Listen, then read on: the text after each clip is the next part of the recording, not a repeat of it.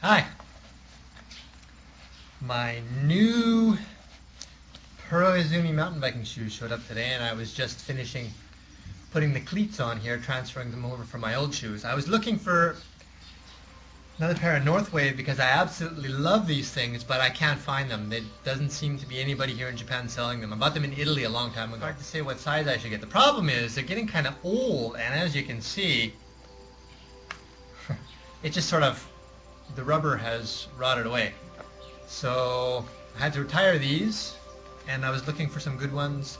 But it's hard to buy shoes on the internet, as you can well imagine, because you never know whether they're going to fit or not, depending upon the width and the length, and everything is different in size. I'm a size 10 shoe, size 10D width, and these ones are size 11, so it's hard to tell. These ones were size 12, so that's even stranger, but they fit me, you know. So anyways, the purpose of this, I'm looking forward to riding in these today. The purpose of this video is to just show you something very interesting about globalized love. Okay, I had a conversation with Sarge about how the Chinese are reusing the wooden split apart chopsticks. Now can you imagine getting saliva, you know, without even washing them and cleaning them, to get somebody else's saliva on your chopsticks when you're eating Chinese food? That's absolutely disgusting.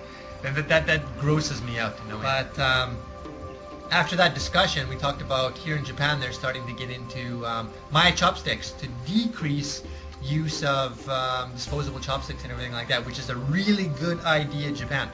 And people are bringing their own chopsticks to restaurants, or you can buy chopsticks at restaurants and then they put your name on them and save them there for you if you frequent the place. And I mentioned that to him and he thought it was a cool idea, and then I said that I would love to get him some nice chopsticks here because he admired the ones that Stephanie had, that I got for Stephanie, and also the ones that I got for Linda. So anyways, we had that big long discussion and I offered to get them to him, but that was right about when Yahoo was not delivering any messages and stuff. So several months ago, this whole conversation just kind of slipped through the cracks, and I never heard from him, he never heard from me, and just sort of went away. But it came back again. And just the other day I went off and bought 3 pairs of chopsticks, one for him, one for his son, and one for his daughter. And I had this awesome idea to send them off to Stephanie, the fabric goddess, and she would use kimono material and make wraps for them to cover them up. And she's called them ohanki, you know, because they look like hankies. And we talked about it, and she designed them, and she finished them today, and they're absolutely fantastic. And I'm going to show them to you in photographs that she sent me right after I finish my talk here, and then we're going to move into something. So he also wanted his name stitched on there in Japanese, so that's the Japanese names concept coming into play.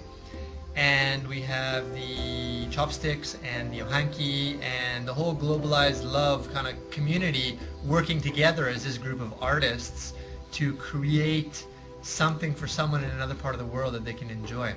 And to me, that's just a phenomenal concept. This entire globalized love movement of people baking and donating and buying and making and subcontracting and introducing and offering and selling and behaving and everything like that. It's just truly, it's all come together.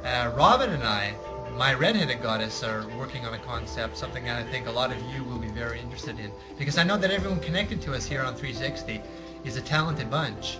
Even though you think you're not talented, I know you are talented. I know you are. All you have to do is think a little bit more. Rob Dunster, for example, he, I bet you didn't know this, but he actually has a tree farm in Canada, in Ontario, where he makes his own and sells maple syrup, Canadian maple syrup. So if you want Canadian maple syrup, you can go to Rob and he can get it for you. And it supports him and his side business and everything like that. It's just phenomenal. There are a lot of us here doing things and offering things and services and goods that you may not realize actually exists.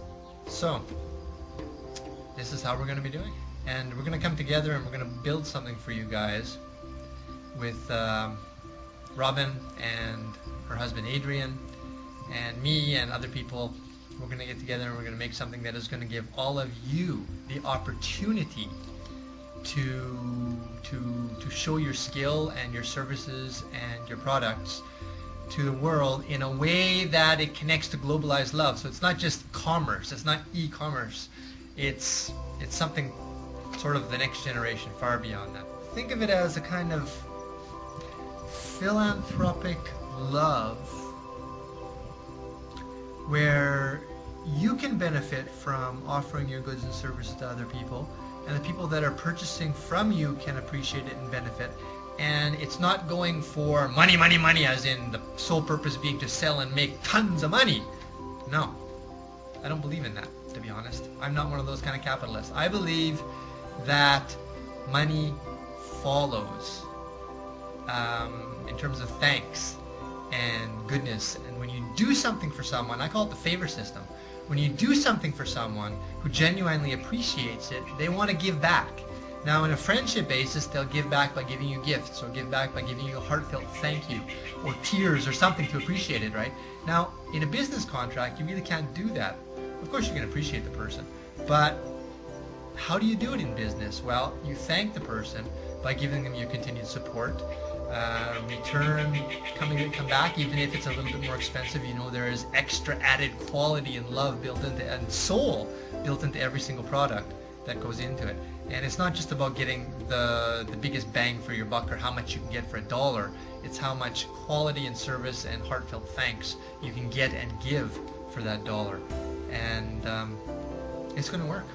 It really is. I know it is. I have complete confidence. And just to give you an example of this, the ohashi and the ohanki combination from Japan to the US, made from products in the US that came originally from Japan, are going to be going to another person in the US, and it's all blending to make a total concept that our friend Sarge is going to appreciate. But I just want to show you what Stephanie, the fabric goddess, has created from this concept that's going to go along to make this globalized love concept project, a success.